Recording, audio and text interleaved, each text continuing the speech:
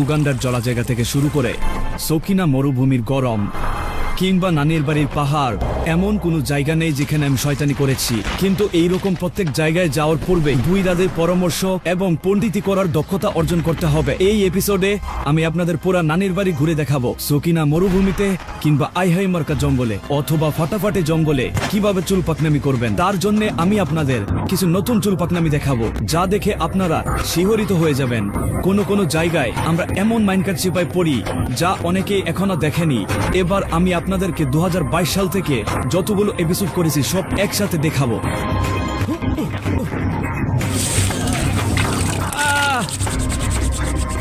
এই শো বানাতে গিয়ে আমি পুরা নানির বাড়ি ঘুরেছি।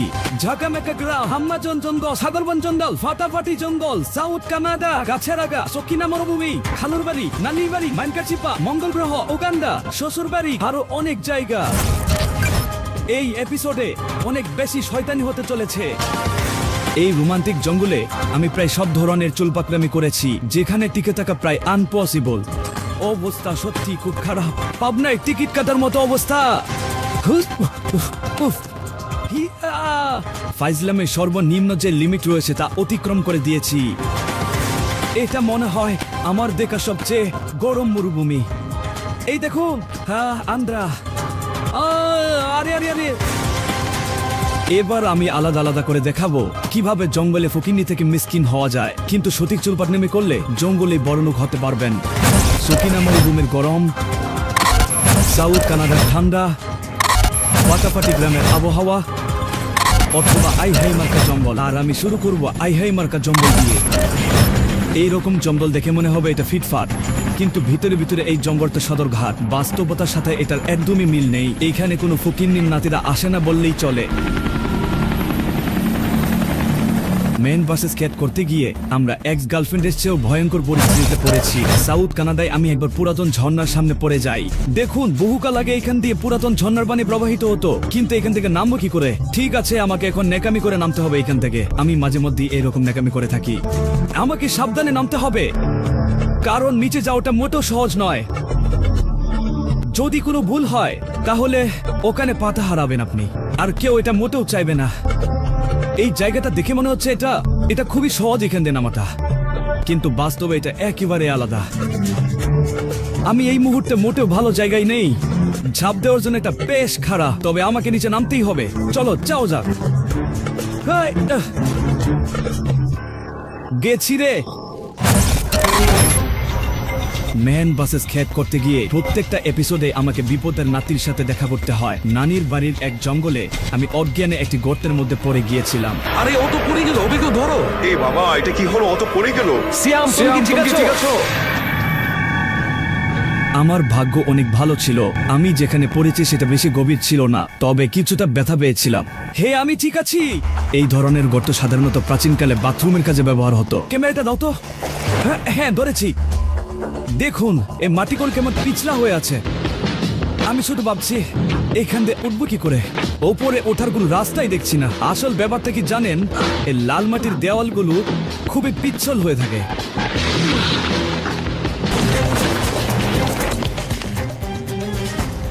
এইখান থেকে উপরে ওঠাটা মোটেও সহজ কাজ নয়, তবে আমার কাছে একটি রাস্তা রয়েছে। আমাকে এবার হামাগুড়ি দিয়ে উঠতে হবে এইখান থেকে। দেয়ালে 2 পা আর পিঠ ঠেকিয়ে আমাকে ধীরে ধীরে উপরে উঠতে হবে। ব্যাপারটা খুবই কঠিন।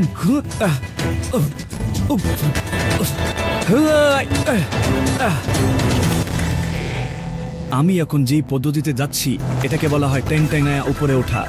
এইভাবে উপরে উঠতে গেলে পিছন দিয়ে দম বের হয়। একমাত্র যে উঠে সেই বলতে পারবে এখান দিয়ে ওঠাটা কতটা কষ্টকর। এই গর্তটা কোন নিউটন আবিষ্কার করেছে তা আমার জানা নেই। জঙ্গলে এই ধরনের গর্ত পাওয়াটা খুবই স্বাভাবিক ব্যাপার, তবে আমাদেরকে খুব সাবধানে চলতে হবে, না হলে এইরকম গর্ত আরো অনেক আসবে। জীবনে চলতে গেলে অনেক সাবধানে চলতে হয়, না হলে এই গর্তে পড়ার মতো অবস্থা হবে।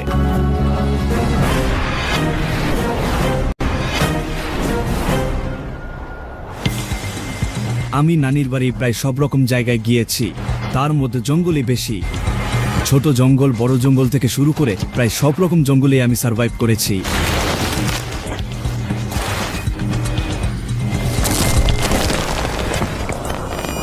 এবার আমি আপনাদেরকে সাউথ কানাডার চেহারা দেখাবো। এখানে আমি অনেক রকম বাধার সম্মুখীন হয়েছি, আর এই জঙ্গল মোটেও সুবিধের নয়। তাড়াতাড়ি চলো। আমি এই ধরনের শো বানাতে গিয়ে বহুবার মাটিতে আছড়ে পড়েছি, অনেকটা ফুটবলের 3 নম্বর বাচ্চার মতো, যেটা আমার জন্য মোটেও ভালো ছিল না।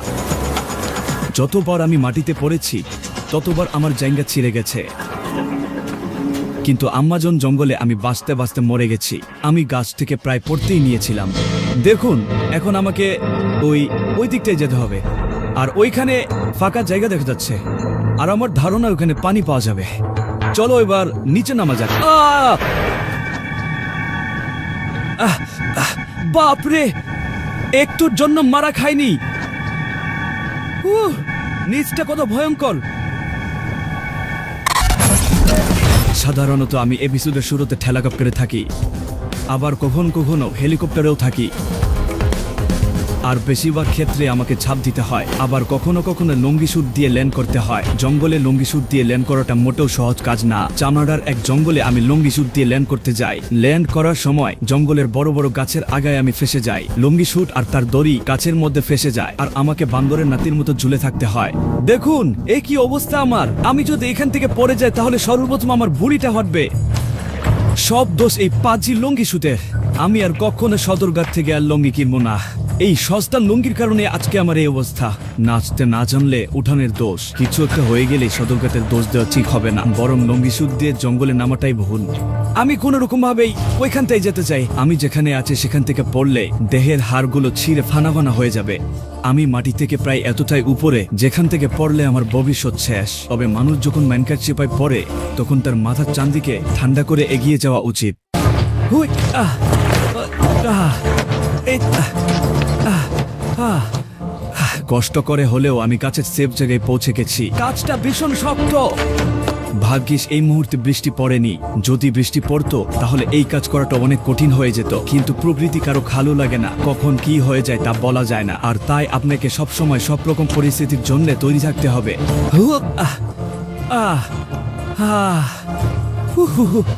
অবশেষে সেফ জেলে বসে খুব ভালো লাগলো। আপাতত আমি সেফ জেলে আছি, কিন্তু সমস্যাটা হলো আমার গায়ে বাজেভাবে রশি আটকে আছে, আর এখন এগুলো কেটে নিতে হবে, না হলে ওই নিচে যাওয়া একেবারে সম্ভব না। এই রশিগুলো জুতো আর আমার সম্পূর্ণ বডির সাথে আটকে আছে, আর তাই এখান থেকে নামাটা একদমই সহজ হবে না। এরপর আমরা দেখতে চলেছি আমার সাথে ঘটে যাওয়া আরো কিছু ফকিন্নি মুহূর্ত।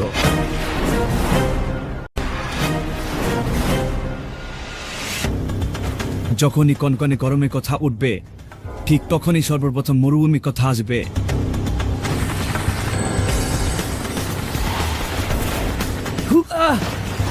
চলো চলো চলো, তাড়াতাড়ি চলো। এটা অনেক নিচ অব্দি গিয়েছে। অ্যাডভেঞ্চার শুরু করার পর থেকেই দৌড়ের উপর থাকতে হয়, যেহেতু এটা কারোর খালুর বাড়ি নয়। আর তাই ঢঙ্গি মেয়েদের মতো নেকামি করলে একদমই চলবে না, না হলে শিহরিত হওয়া ছাড়া কোনো উপায় থাকবে না। আর এবার দেখাতে চলেছে পৃথিবীর সবচেয়ে গরম জায়গা, যেটা মঙ্গল গ্রহে অবস্থিত। এই হচ্ছে সকিনা মরুভূমি, যা কিনা ফাটামাটি দিয়ে তৈরি হয়েছে। এখানে তাপমাত্রা প্রায় 8 ডিগ্রি সেলসিয়াস। সকিনা মরুভূমির কঠোর তাপমাত্রায় পাথর হয়ে যাওয়াটা স্বাভাবিক ব্যাপার, তাই এখানে অ্যাডভেঞ্চার করা এত সহজ নয়। এই জায়গাটা একেবারে গরম, এখানে একদমই টিকতে পারছি না আমি। গরমে চামড়ি ফেটে যাচ্ছে। মরুভূমিতে টিকে থাকতে হলে মনোবলের অনেক প্রয়োজন, আর এর কারণ হলো জাকানাকা দেহ দোলানা হলেও মনোবলে দেহ ঝোঁকানো হয়, আর এই দেহ যখন ঝুঁকবে তখনই এগিয়ে যাওয়া সম্ভব। মরুভূমিতে সবচেয়ে বেশি পানি পিপাসা লাগে, আর যদি আপনি পানি না খান তাহলে আপনার অবস্থা 12টা থেকে 13টা বেজে যাবে। মরুভূমিতে পিপাসা যখন দরজায় এসে দাঁড়ায় ঠিক তখন পানি জানালা দিয়ে পালায়। তবে সব জায়গায় পানির সমস্যা থাকে না। সাউথ কানাডায় আমি ময়লা পানি পরিষ্কার করে খাই। পানিগুলো দেখে মনে হচ্ছে এটা খাওয়া যাবে, কিন্তু সমস্যাটা হলো এটা ছাকতে হবে। দেখুন, এটা দিয়ে আমি একটা পাইপ বানাবো, মানে আমি বলতে যাচ্ছি এটা ফিল্টারিং হিসেবে কাজে লাগবে। আর এর জন্য আমাকে শুধু এই মাঝখানে কাটতে হবে, 2 সাইড দিয়ে কেটে দিব, আর কাটলেই দেখতে পারবেন এর ভিতরে ফাঁকা অংশ রয়েছে। এটা খুব আলতো করে ভাঙতে হয়, নাহলে এটা ভেঙে যাবে একেবারে। বুঝলেন, জঙ্গলে এর অভাব নেই। এইবার আমি যা করব, আমার এই টি শার্টটা কেটে দেব, আর তারপর পাইপের ভিতরে আমি আলতো করে এর ভিতরে ঢুকানোর চেষ্টা করব। আর হ্যাঁ, এইভাবে। আর এবার এটা হয়ে গিয়েছে, চলো দেখা যাক। এটাকে বলা হয় পাকনামির উপরে পণ্ডিতি। সকিনা মরুভূমিতে গিয়েই বুঝেছিলাম মরুভূমি সবসময় হট থাকে না। মরুভূমির রাতটা অনেক সুন্দর, যেখানে রাতে আকাশ ভরা তারা দেখা যায়। এটাই মরুভূমির রাত। মাশাআল্লাহ, কি অপূর্ব, তাই না? মরুভূমিতে সাধারণত লাইট পলিউশন থাকে না, আর এই কারণেই আকাশ ভরা তারা দেখা যায়। কি অপূর্ব! এত সুন্দর দৃশ্য দেখে কে এখান থেকে যেতে চাবে বলেন? আমি তো যাব না। আপনি যাবেন? এটা যে কারোর খালু বাড়ি নয় সেটা ভুলে গেলে চলবে না। এখানে তো দেখছি নক্ষত্রের 14 গোষ্ঠী একসাথে। আরে ওই দেখো, ওটা তো স্যামসাং গ্যালাক্সি। আরো অনেকগুলো রয়েছে। আরে ওই তো বঙ্গবন্ধু স্যাটেলাইট। আমি আর কয়দিন বাদে ডিসকোসিয়াম স্যাটেলাইট পাঠাবো, ডিসকোসিয়াম ইন্টারন্যাশনাল স্যাটেলাইট।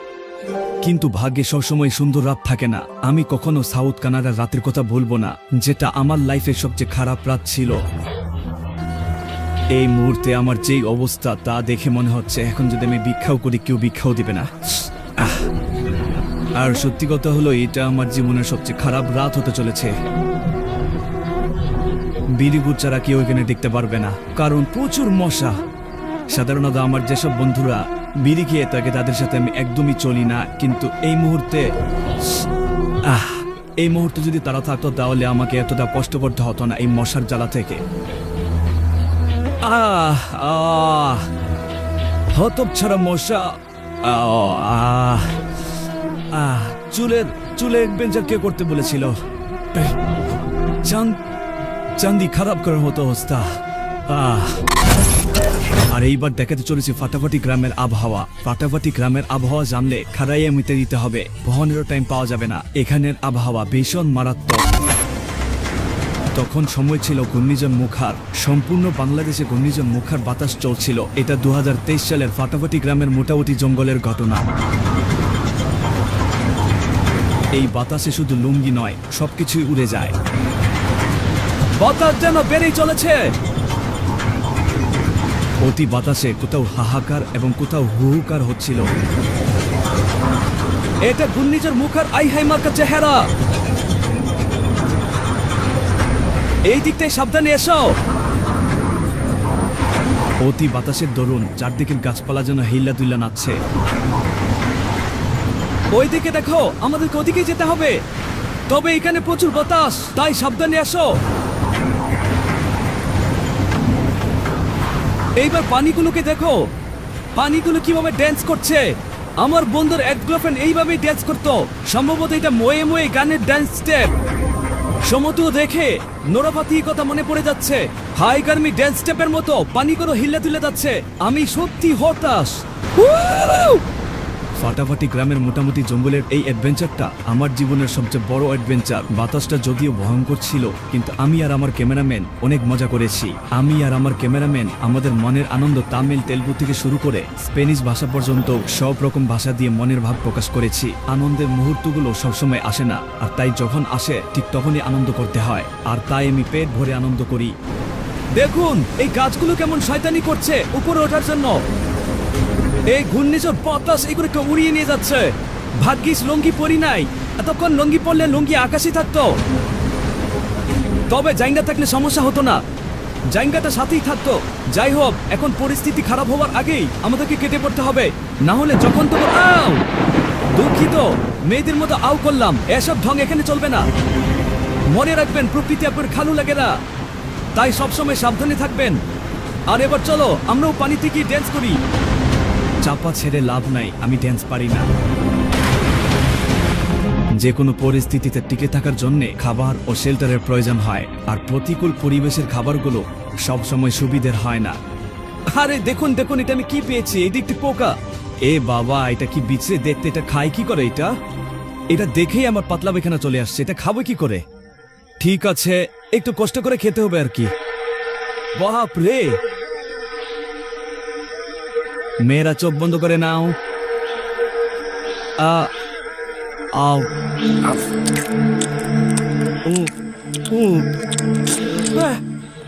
রবিকার ওর নাড়ু বুলটা যেন ফেটে গেল।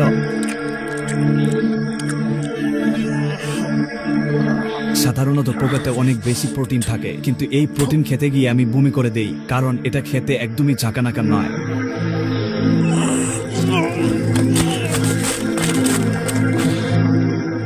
ঠিক এই কারণে আমি মেয়েদেরকে বলেছিলাম চোখ বন্ধ করে রাখতে, যাতে করে মেয়েরাও বমি না করে। আর যদি মেয়েরাও বমি করে দিত তাহলে অনেক প্রশ্নের সম্মুখীন হতে হতো, আর তারপর দোষটা আমার ঘাড়েই পড়তো, মানে আমার ভিডিওর দোষ হতো। আমি শামুক থেকে শুরু করে আন্ডাও খেয়েছি,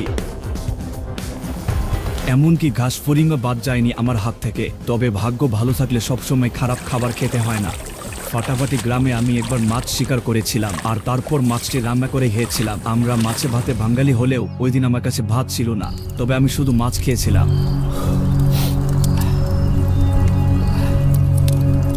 আমি এটার গ্রাম পাচ্ছি। আর এবার খাওয়া যাক।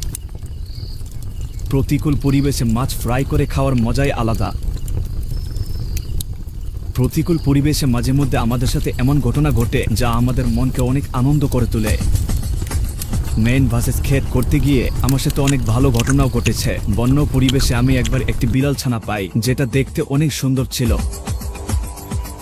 ও দাঁড়াও দাঁড়াও দাঁড়াও, আমি একটা বিড়াল ছানা পেয়েছি। আর আমার অনেক দিনের শখ আমি একটা বিড়াল পালবো। তবে আমার জানা নেই সে কি আমার সাথে যাবে কিনা, কিন্তু চেষ্টা করলে ক্ষতি নেই। আমি একে ডাক দিব, আর আমার সাথে যদি আসে তাহলে আমি একে আমার সাথে বাসায় নিয়ে যাব।